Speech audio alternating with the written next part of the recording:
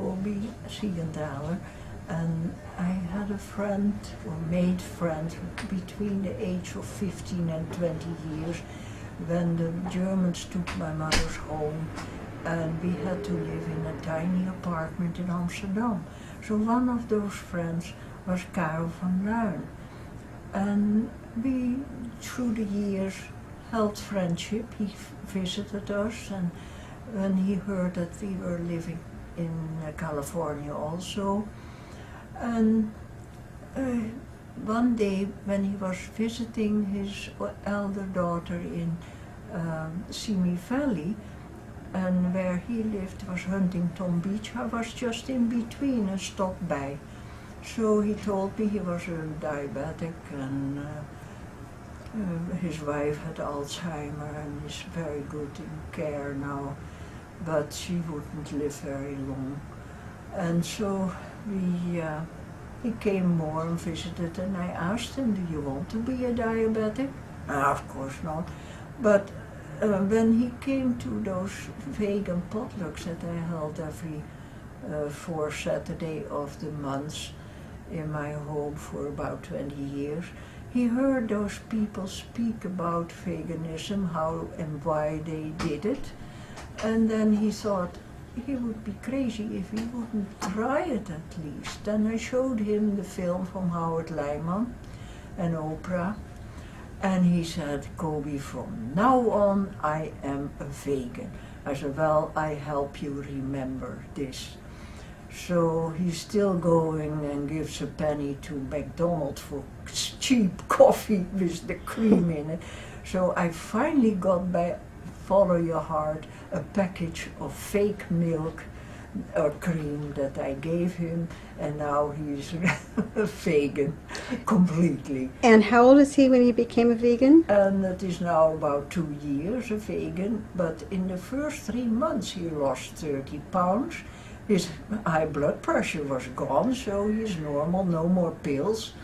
And his diabetes is practically over, but if we go out for dinner somewhere and he has all that fat and whatever is in food, then the sugar goes up. Mm-hmm. So you know doggone well, if you make your food at home, normal, mm-hmm. without sugar and fat, listen to Dr. Esselstyn, he is fantastic. And that film of Dr. Esselstyn is very, very good, Forks Over Knives. So see it all and believe in it and do it. It is for the best of the world and the animals. And your friend was 85 when he became vegan? My friend is a year younger than I am. I'm 86, he is 85, but he is on the way up, and he loves me for all this. Even though for me it is normal, because I never ate meat and my parents were happily enough vegetarian. But I must admit, my father too had to go first to a slaughterhouse because he had polio as a child and was limping, and his kidneys were damaged. So he couldn't live a full, long life that he knew. But the doctor told him, if you stay away from proteins and meat and be thus a vegetarian, you're better off. So he went to a slaughterhouse because he didn't know how to do this. And then when he saw that slaughterhouse, he knew, I am a vegan and a vegetarian, never again.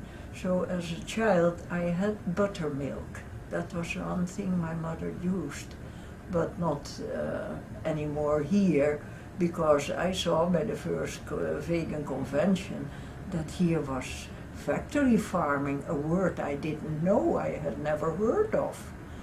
You'd see the cows coming in wintertime in the stables, and in the summertime they're in grass.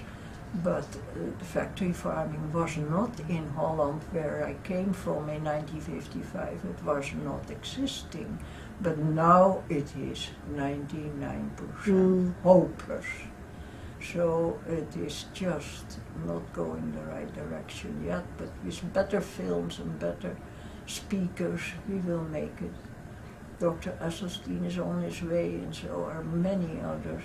Dr. McDougall, and Dr. Klopper and Richard McClellan here, and all kinds of good things are happening. I'm so glad we are going forward, except that we still do animal research, which is so worthless, and it is so depriving animals for all normal things. We need to get that research out of the way. It is false. It doesn't work.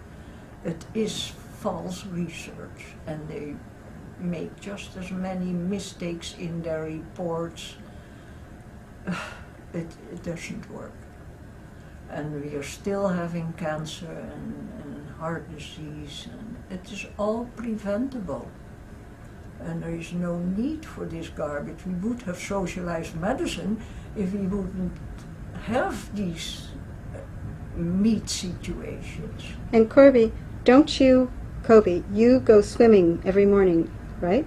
Oh yeah. And you're 86. Yeah, I'm 86.